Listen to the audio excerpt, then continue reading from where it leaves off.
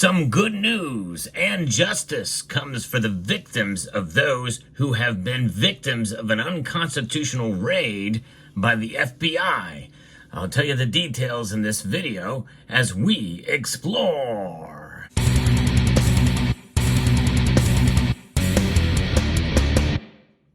This is a story that I have been following for quite a while. For those of you familiar with this channel, you know that the FBI had committed an unconstitutional Fourth Amendment violation of a seizure of assets in safe deposit boxes in Beverly Hills, California.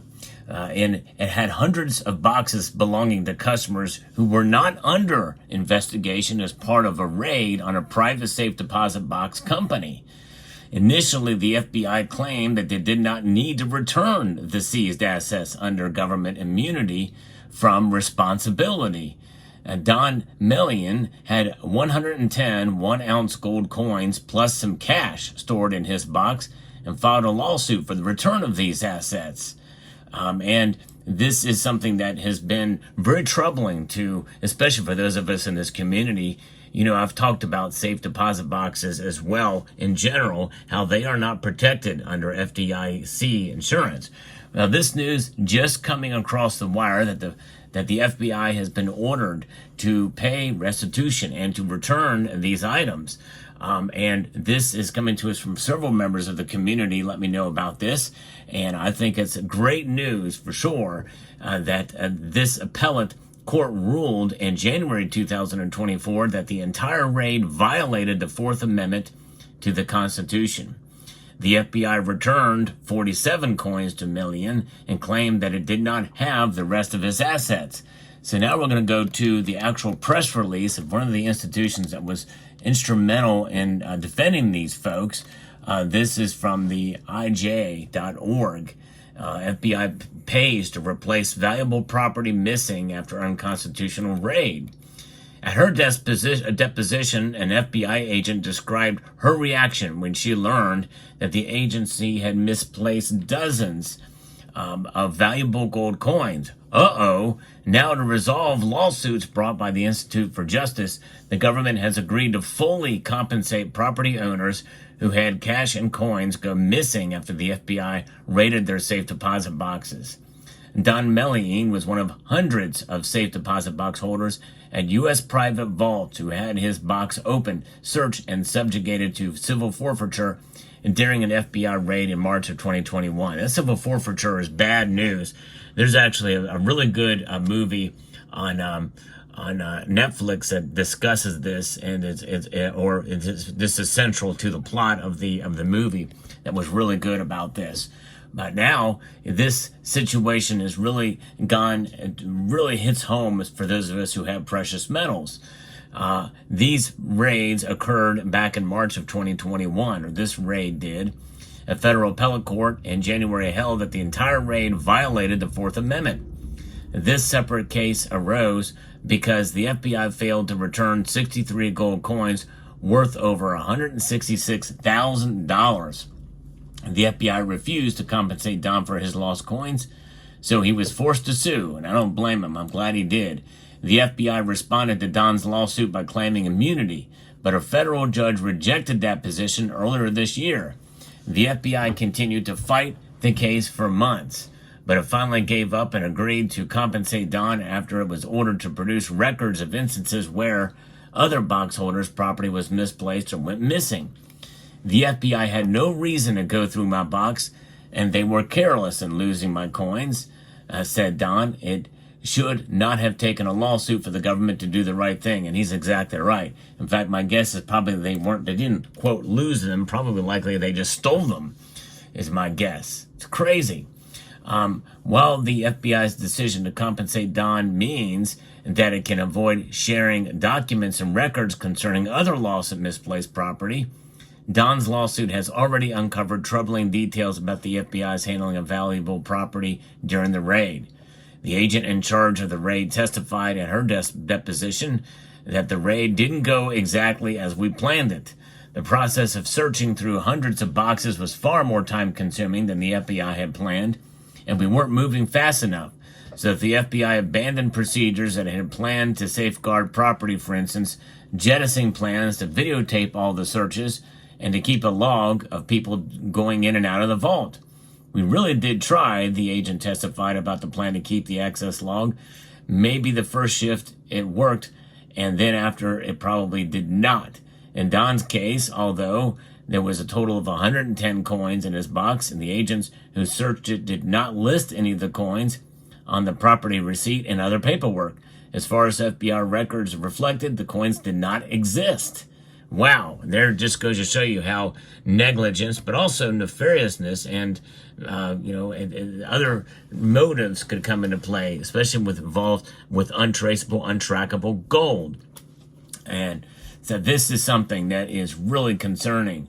Now, there was a total of 110 coins in the box. The agents who searched it didn't list any of that property, and it was supposed to be removed and stored in a secure, valuable vault, while the boxes themselves were allowed to sit in the parking lot and eventually were taken to a less secure evidence room. When the FBI went to return Don's box, they found 47 of his coins still in the unlocked and unsecure box, a scenario that one of the FBI's evidence technicians described as kind of a malpractice. Yeah, I would say, as the agent in charge later testified, this should not have been the coins in the box. And this is a problem. Even after the FBI found 47 of Don's 110 coins in the unsecure box, the FBI concealed the existence of these coins from Don for almost 6 months. The FBI finally fessed up and returned the 47 coins, but it still had no answer for what happened to Don's other 63 coins, prompting the lawsuit. The FBI is supposed to protect innocent people, but they misplaced Don's property and then fought tooth and nail to keep him from being compensated. According to IG attorney Joseph Gay, they stonewalled, claimed immunity, and tried to block discovery. This shows why it's so vitally important for courts to hold government accountable. Indeed, it surely is. And it just goes to show you that our three-letter agencies have gone rogue, and they are no longer protecting us. In fact, they're working against the justice system from which they serve.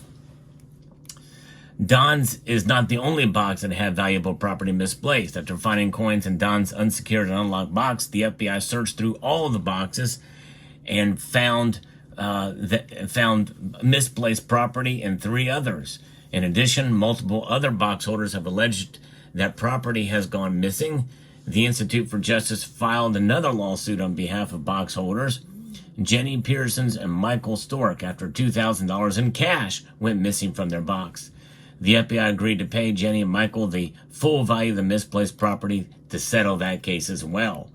But imagine, had they not been diligent in pursuing this, they would have not gotten anything back, and the government would have kept it. I think it was stolen. What else could have happened? I think that's what occurred here. It's crazy. Discovery has revealed the shocking lack of internal accountability at the FBI. The FBI agent in charge of the raid testified that nobody from the FBI had asked her about any missing property. The agents who initially searched Don's box were not even told by their superiors that any coins had gone missing. Well, of course not. They likely just pocketed them right then and there until they were called for deposition. Although the FBI conceded that it wrongly left hundreds of thousands of dollars in valuable property unsecured, apparently the FBI did not conduct any internal investigation into what happened to Don and other hapless box holders whose property went missing. Even after the 9th U.S. Circuit Court of Appeals found that the raid at U.S. private vaults violated the Fourth Amendment, the lead FBI agent and lead prosecutor who oversaw the raid and investigation remain at their post without any public reprimand. Of course, there's no accountability, none at all for these agencies. We're pleased that the FBI has made Don, Jenny, and Michael whole for losing their property, said IJ Senior Attorney Robert Frommer, but the FBI's misconduct at U.S. private vaults is shameful, and it's a shameful chapter in the Bureau's history, one for which it needs to be called into account. The FBI lied to a judge about his plans, violated the express terms of a warrant, and lost people's retirement savings while trying to forfeit over $100 million in cash, gold, and jewels from hundreds of innocent folks. Congress should call on Director Wray and other senior officials to testify and explain how they will ensure that the FBI never tries something like this again. And I tell you, this is bad news, because there's something else that's grossly missing from here, and that is compensation for the time and energy for the lawsuit. They need to be fully compensated for the time and energy. Restitution needs to come to these folks for the sheer negligence of the government in this case, under the FBI. What a thing, for sure.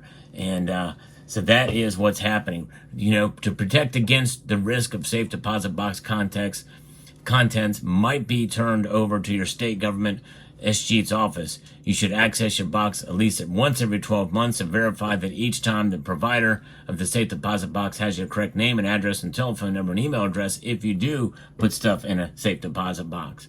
It just goes to show you never know what could happen.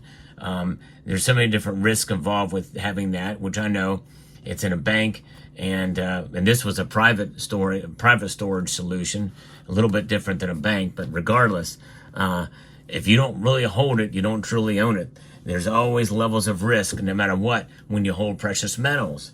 There's single party risk, which is a very real thing as well too.